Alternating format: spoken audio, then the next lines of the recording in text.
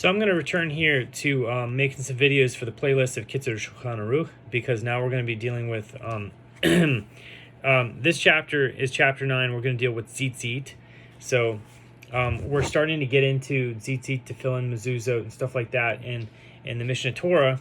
So to kind of like parallel that, we're getting another perspective here from the Kitzer Shulchan Aruch. So the Kitzer Shulchan Aruch is the abridged form of the Shulchan Aruch, but it is not the Shulchan Aruch. It's just an abridged form of it, something that was like more of a collection for just an ordinary person throughout the year. Tzitzit.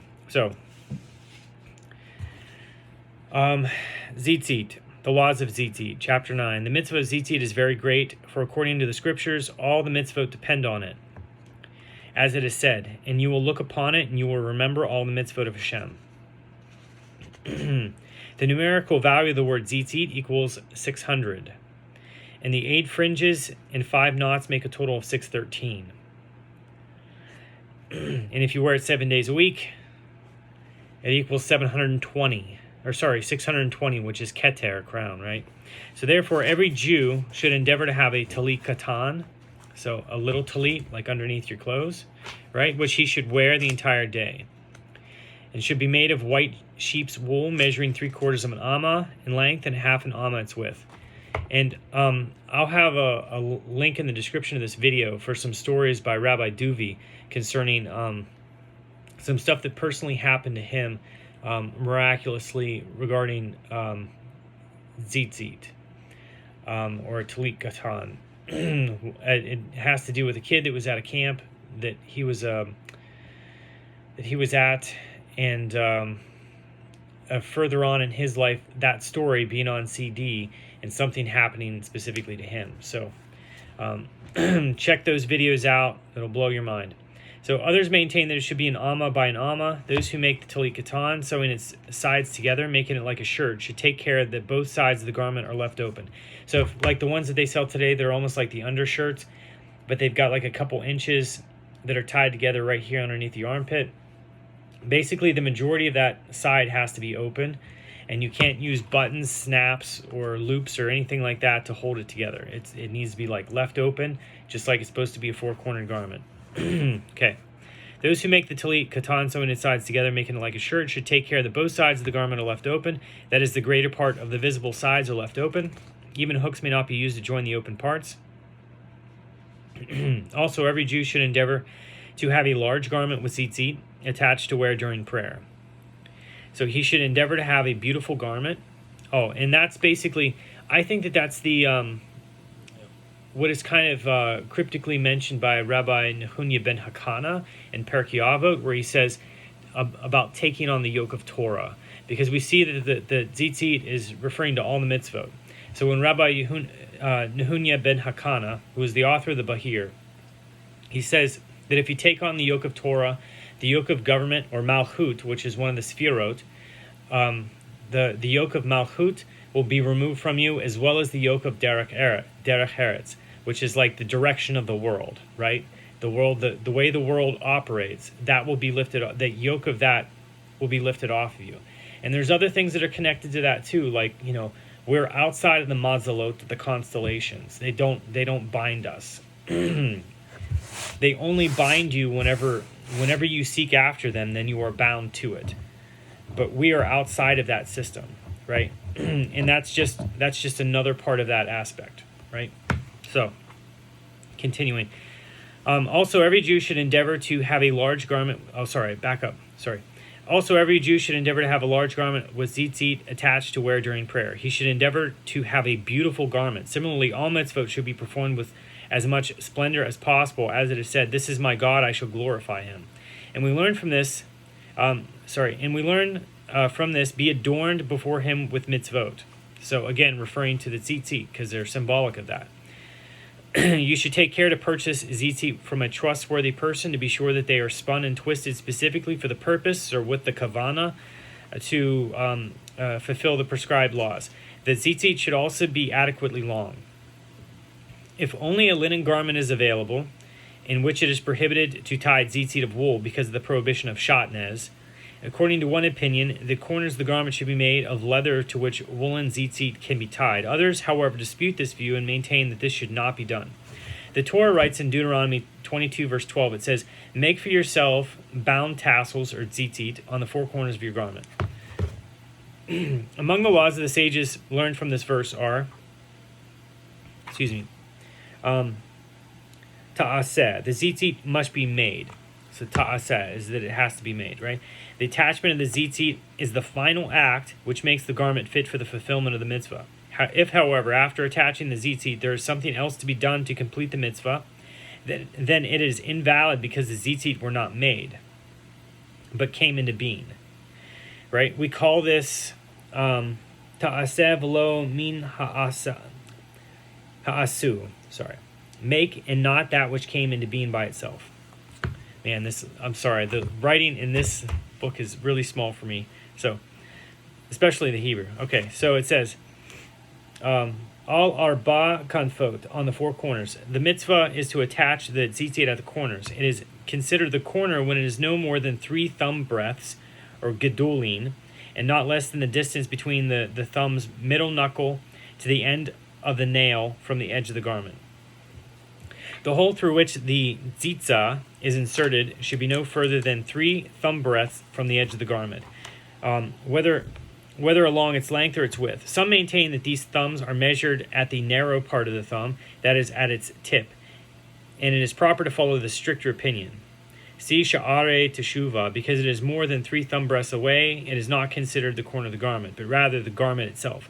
If the hole was made above 3 thumb breadths, although upon tying the tzitzah and drawing the knot, the garment is creased, causing the hole to be lowered, it is nevertheless invalid. If after threading the tzitzah through the hole, which is above the prescribed distance, he widened the hole by cutting it in order that the tzitzah hangs within 3 thumb breadths of the edge, it is still invalid because the scripture says, "You shall make," and not that which is already made. Likewise, the hole should not be closer to the garment edge, whether along its length or width, than the distance from the middle knuckle of the thumb to the end of the thumbnail, because less than this amount is also not considered the corner, but rather under the corner. If the hole was the proper distance from the edge, but by pulling the knot, the garment edge shrank, so that there is no longer the proper distance, it is nevertheless valid. So basically, because you're looping it through, and if you're tying the knot and it's making the garment scrunch up, he's saying that it's still valid. If there are fringes on the garment edge and they are not woven into the garment, it is questionable if they are included as part of these measurements or not. Therefore, it is necessary to cut them before attaching the tzitzit. So, you know how a long time ago when they would make garments, they would weave them, and you would have the strands and stuff that would stick out from the edges of the garment. So that's what they're referring to there. So today, a lot of the garments, what do they have? They call it hemming the garment or something, where they kind of fold it back upon itself and then stitch it. I think it's, or serging. I think that's what they call it, serging. Regarding the small talit, the talit katan, some people have the custom to make 2 holes next to each other, similar to the vow tzere, and they thread the tzitzit through both holes so that they hang on the garment towards the outside. Okay, if at the time of tying the tzitzit the hole was at the proper distance, but afterwards the hole tore slightly, or the edge of the garment tore so that the tzitzit are less than the proper distance from the edge, it is not invalid.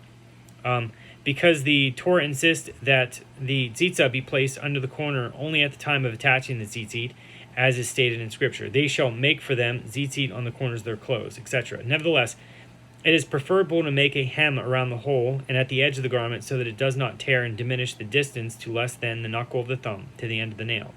And it's also, you should beautify it anyway, so if something's happening, if you can afford to, fix it.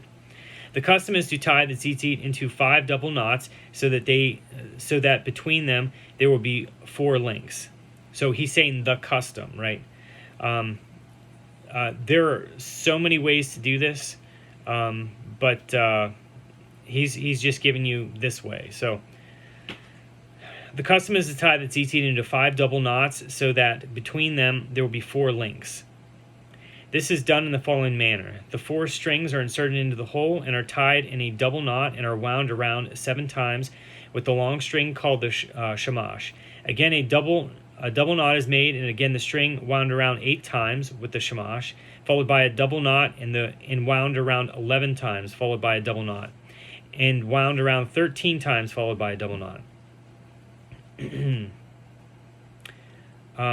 Since the beauty of the tzitzit is the equal dimension of all its lengths, therefore, in the first link, where the windings are few, they should be at distance, one from the other, and in the second link, they should be brought closer. This should also be done in the third and fourth links. The proper length for each tzitza, that is, from the first knot until the end of the strings, should be at least 12 thumb breadths. The preferable adornment would be that all the links together should comprise a third of the tzitza. So the strings that hang down should be 2/3 of the length of it. Okay, the preferable adornment would be that all the links together should comprise a third of the tzitza, and the hanging strings the remaining 2/3. Therefore, care should be taken that each link should be the width of a thumb, so that all the links should total 4 thumb breadths, and the hanging threads should be 8 thumb breadths. If the tzitzit are longer, then the link should also be made slightly longer. It is preferable that all the knots be made with the same 4 strings, always remaining on one side, with the other 4 strings always remaining on the other side, so that each individual string is doubled, half on one side of the 4 and half on the other side. So if the strings were not cut from each other, but rather one very long string was taken and folded to make 4 strings, in this manner inserted into the hole and then made into knots, and afterwards cut, separating them into individual strings, it is invalid. So basically, if you're taking one long string and you're putting it through and you loop it through to make the 8, and then you do all your tying and you cut the strings at the end, he's saying that that's invalid because you're actually finishing it by cutting it rather than finishing it by wrapping it. So this is based on the verse in Scripture, you shall make tzitzit for yourselves. We infer from this that you must make the tzitzit and not tzitzit come into being, meaning it is required that the tzitzit be valid when they are attached to the garment. They may not be invalid at the time of attachment and become valid afterwards through another action which would cause them to be valid. This entire procedure is invalid. Similarly, if the tzitza were made properly on another garment and that garment tore, and you wish to place the tzitza in the same way on another garment, or even on the same garment, for example, if the garment tore from the hole until the edge of the garment, causing the tzitza to fall, and you want to put it back in its proper place and then restitch the garment until the hole, this is also invalid because of ta'aseh v'lo min ha'asui. Similarly, meaning like that it came into being, it needs to come into being by completion rather than being fixed, right? Similarly, if you tied the tzitzit when the garment was exempt from tzitzit, for example, when most of the garment was sewn, and afterwards you undid some of the stitches, causing the garment to open most of the way, meaning like along the sides. Like if you had a t-shirt and you put tzitzit on it and then you cut the sides, like that would not work, right?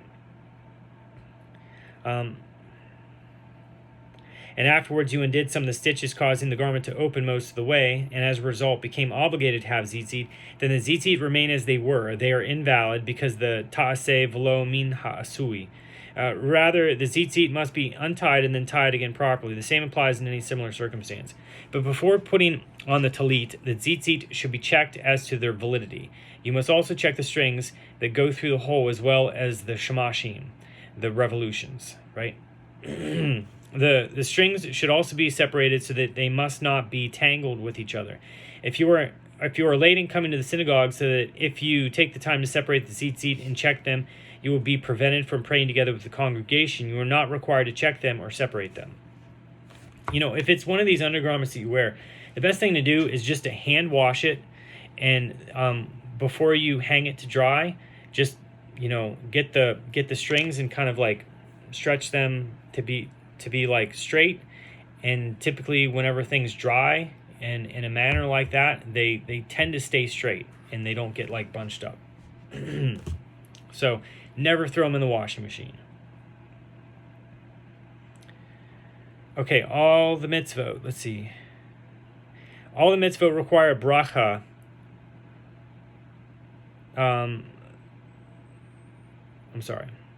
Over la siyatan. That is, the bracha must be made before the performance of the mitzvah.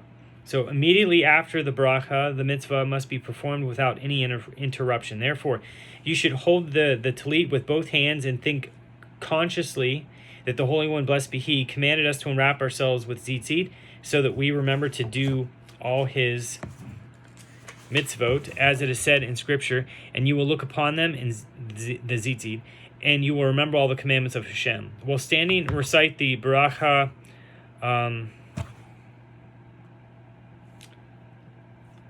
lehita teif but tzitzit, with the vow patach under the bait.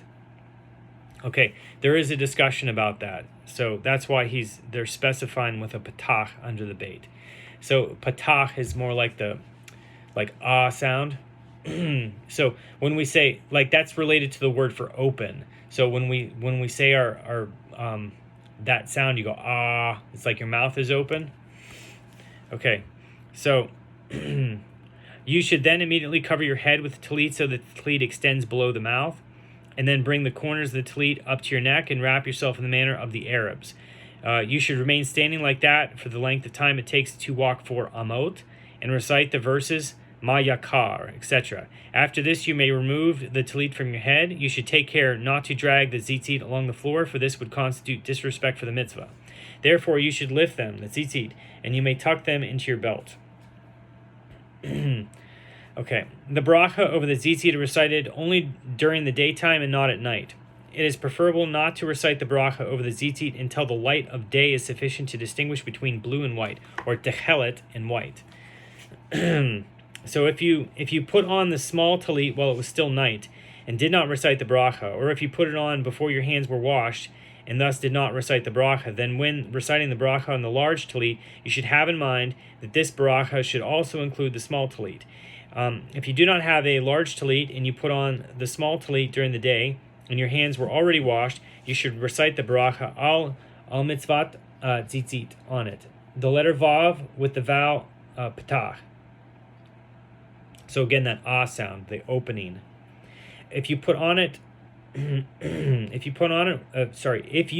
on while still unable to recite the bracha, then afterwards, when daylight arrives and your hands are washed, you should take the tzitzit in your hands and recite the bracha al mitzvat tzitzit. If you slept while wearing a small talit, you do not recite a bracha after daybreak at all, but should instead, when reciting the bracha on the large talit, have intention to include the small talit. So if you take off your talit with the intention of putting it on again immediately, even if you did so for the purpose of going to the lavatory, the bathroom, when you return and put it on again, you do not recite the bracha over the talit, since it is permissible to enter the bathroom with it, even while wearing a talit. So it is permissible to wear it because there's no holiness, distinct holiness that's attached to the tzitzit or the talit. Like when they're gone, they can go in a garbage pile, according to the Rambam.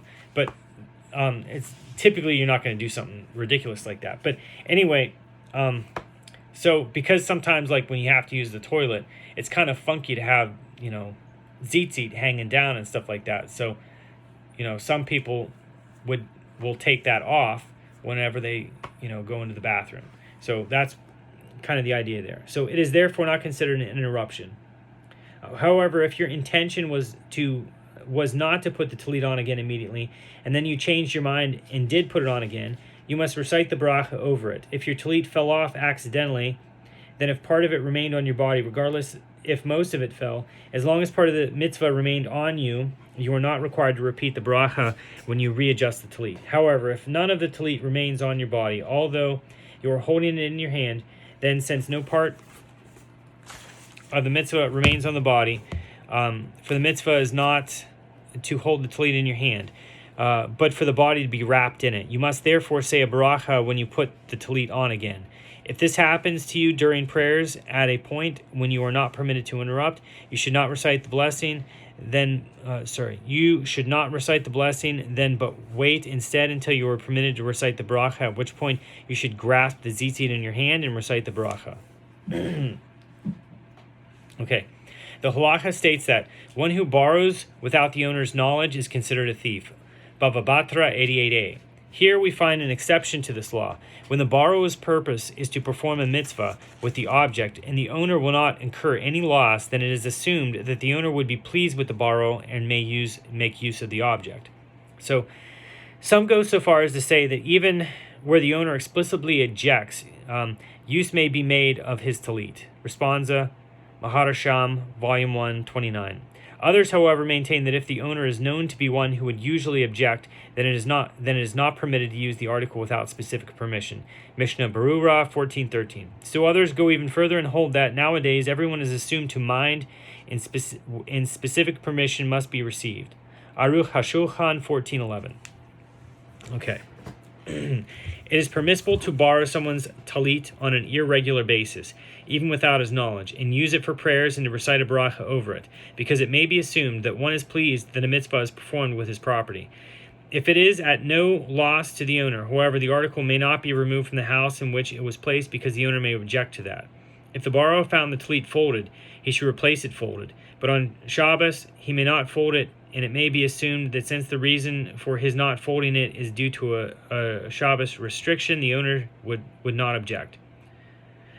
One who borrows a talit from another only for the purpose of going up to read the Torah, there is a halachic question if the bracha is recited. Therefore, you should specifically intend not to acquire the talit, thereby, according to all opinions, you are not required to recite a bracha. However, on the congregation's talit, even if you take it only for going up to the Torah, you are required to recite a bracha because it is considered as if it were yours. Okay, when the Torah refers to wool, or when the poskim do so, they usually mean sheep's or ram's wool. A pious person should not recite the bracha over talit in which the wrap or the threads are made of wool, and the wool threads are made of cotton, silk, or the like, or the reverse. That is, that says wolf. That are made of wool, and the woof threads are made of cotton, silk, or the like, or the reverse. That is, that the wolf threads are made of wool, and the wrap threads are of another material. Because some poskim maintain that even tzitzit made of wool only exempted garment made of the same material.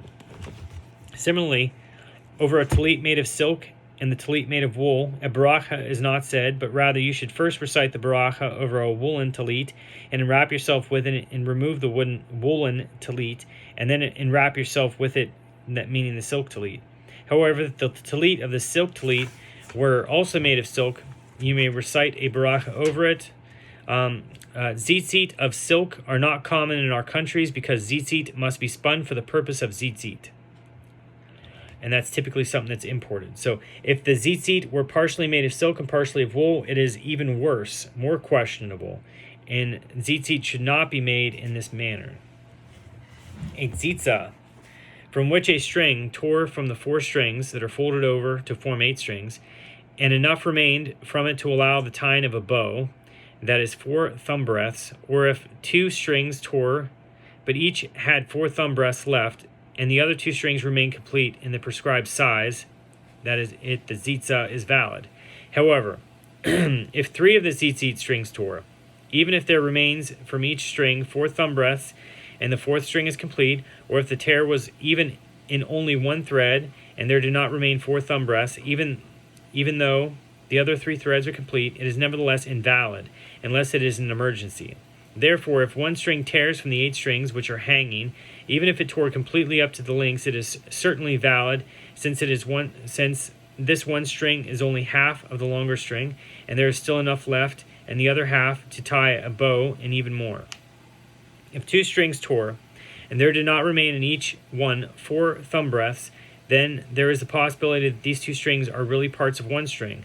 Then the tzitza is invalid. However, if it is certain that they are from 2 separate strings, for example, if at the time of tying he was careful to always tie the 4 ends on one side with the 4 ends of the other side, as I've already mentioned at the end of the paragraph 5, and now there is a tear in 2 of the ends located on one side of the knot. In this particular case, it is certain that the tears were in 2 separate strings, and since there still is in each string the amount of 4 thumb breadths, and even more in the second side of the knot, and the other 2 strings are complete, the tzitza is valid. If 1 string tears at the point where they hang in the hole of the tzitzit is invalid. We mentioned that if one string tears and there remains a sufficient amount to tie a bow, that the tzitzit is valid. This is so only at the time of making the tzitzit. All the strings were the proper length, except that afterwards they were tore. However, if at the time of making tzitzit there was even only one string that was slightly shorter than the prescribed length, the tzitzit is invalid. So the strings of the tzitzit must be twisted, and if any string becomes unraveled from the twistedness, then any unraveled part is considered as if it were cut off, as if it does not exist. So refer to preface to paragraph 3, where the rule of ta'aseh v'lo min ha'asui was discussed. Here we find another situation where the problem arises.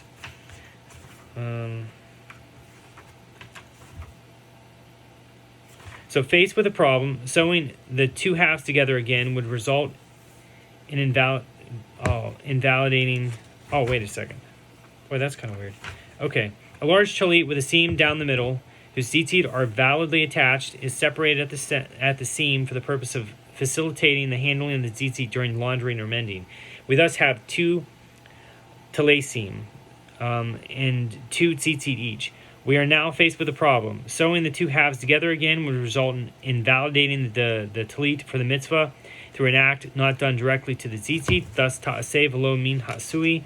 The author here proposes a solution to the problem. Let's see. This paragraph deals with a talit that had tzitzit attached and was divided into two halves, as is common with many of our talesim that are sewn together from separate sections. Occasionally, the sections are separated in order to launder it or mend it, and then restitched. Since there is usually enough left in each section to enwrap a person, it is sufficient to remove two of the tzitzit from any section after stitching the talit to retie the tzitzit. However, if each section is not large enough to enwrap a person, he must first remove all the tzitzit, because when the sections were separated, each part is exempt from the mitzvah of tzitzit, and when they are later reattached and require tzitzit, then the original tzitzit remain the talit is invalid, because the ta'aseh v'lo min ha'asui, as was mentioned previously in paragraph 6. If in one section there is a sufficient amount left to enwrap a person, in the other section there is not enough to enwrap a person, you should then remove the tzitzit from the part that does not have enough to enwrap a person. If the corner of the talit was either cut or torn and became completely separated from the talit, and the area of that piece is less than 3 thumb breadths by 3 thumb breadths, there are those who maintain that this piece, even after it is resewn properly to the talit, is invalid for attaching tzitzit to it. The reason for this is, since there is not in this place 3 thumb breadths by 3 thumb breadths, it is not considered to be a garment. And even if it is attached to the talit, it is still considered as separated. We should adhere to this strict view. However, if the piece is not separated completely from the talit, as long as it remains slightly attached, resewing it to the talit is sufficient. For the piece to be considered a part of the talit, and the talit that will be attached after resewing that piece are valid. The custom is to sew a piece of cloth 3 by 3 on the corners of the talit, because in many garments, even if they are new, there are pieces of cloth attached that are less than 3 agudlin by 3 agudlin. We therefore sew at the place that we attach the tzitzit a piece of cloth 3 agudlin by 3 agudlin. Rashi's opinion in Masechet Menachot 41a is that any thread used in the stitching at the corner of the garment should be of material other than the tzitzit. This is because there is a concern that one may leave some of the sewing thread dangling from the corner and then combine it with 3 other strings for tzitzit. Since his original intent for this thread was for stitching and not for tzitzit, it cannot become part of the tzitzit merely by his decision to consider it so. This constitutes ta'aseh v'lo min ha'asui. Some authorities hold that on the entire area of the corner, which is eligible for attaching tzitzit, that is, from after the length of the first thumb knuckle, from the edge of the talit until the length of 3 thumb breadths, there should not be any stitches whatsoever with a thread that may be used in the making of tzitzit for this particular talit. For example, if the talit was made of linen, one should not sew there with linen threads, but use only silk threads or the like. Likewise, if the tallit is silk, it should not be sewn with silk threads. If the tallit was made of wool, it should not be sewn with woolen threads, but with silken threads or the like. It is preferable to adhere to the strict view also in regard to the hem that is made around the hole to reinforce the hole. So all of the above, however, applies only to white thread, but with colored thread, there is no reason for concern. If you wish to remove the tzitzit from the tallit in order to reattach replacement tzitzit, which are more beautiful, or because one of the threads tore and you wish to attach complete ones, although the original tzitzit are still valid, it is nevertheless permissible to remove them, since you are not nullifying the tallit from the mitzvah of tzitzit. On the contrary, you will be attaching more beautiful tzitzit. However, you should be careful not to throw the original tzitzit into a disrespectful place.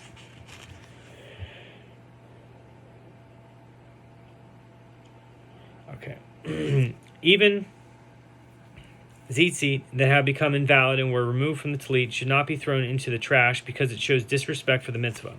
Some people are careful to place them in a holy book and to use them as a bookmark, for since they were used to perform a mitzvah at one time, let them be used for another mitzvah. Likewise, a tallit that was aged and is no longer worn as a mitzvah should not be used in a disrespectful way.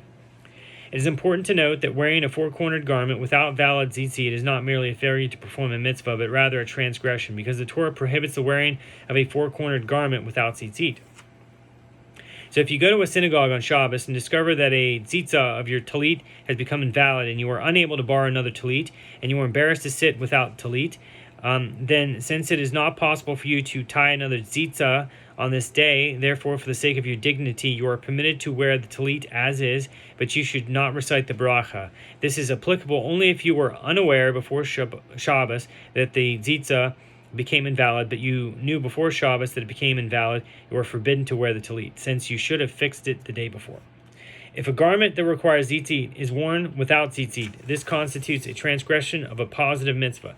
We must be careful about certain garments that are made with four corners. One corner must be cut so that it becomes rounded.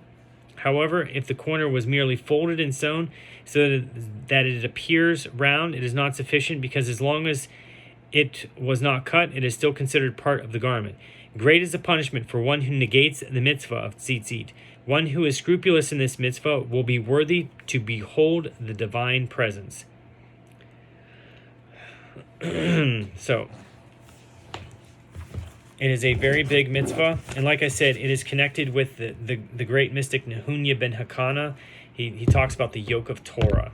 Okay, and let's see.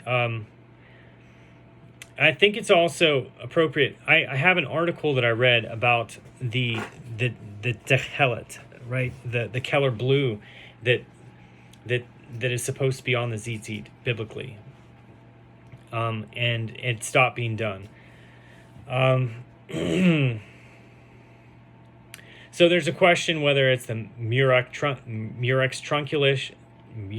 trunculus, which was the which is a snail, a sea snail, or the chilazone, if it's a Murex trunculus, or if it's the cuttlefish. And the argument mainly settles around this idea that the chilazone is a shelled creature.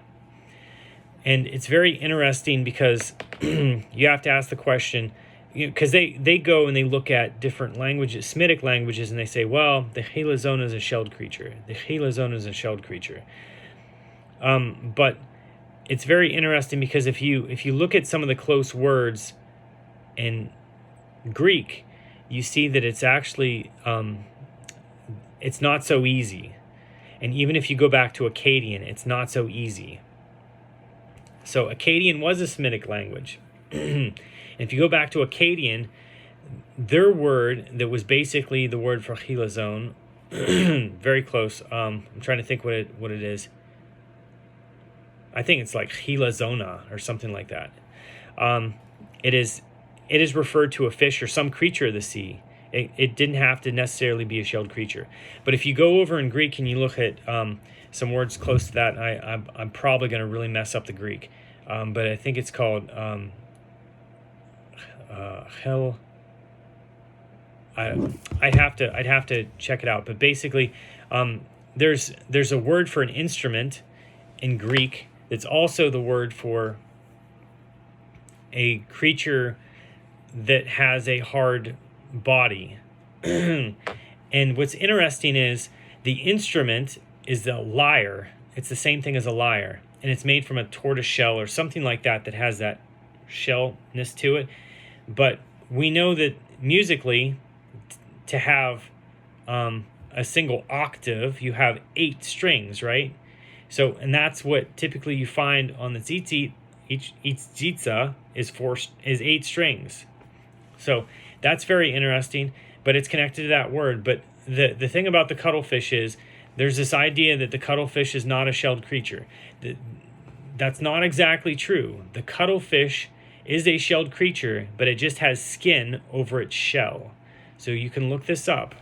And if you consider that, you will see that the cuttlefish has 8 tentacles. All right, just like, and it emits a dark cloud in the water that it goes through the water and gets away from its enemy. Just like Israel did and went through the sea. God created this dark cloud to block Pharaoh and the Egyptian army, and they went through the sea. It's almost, in my mind, it's almost obvious that it was the cuttlefish. That is the interesting information regarding the construction and the maintenance of tzitzit on your talit. So, we'll be reading about it soon in the Mishnah Torah. Thank you.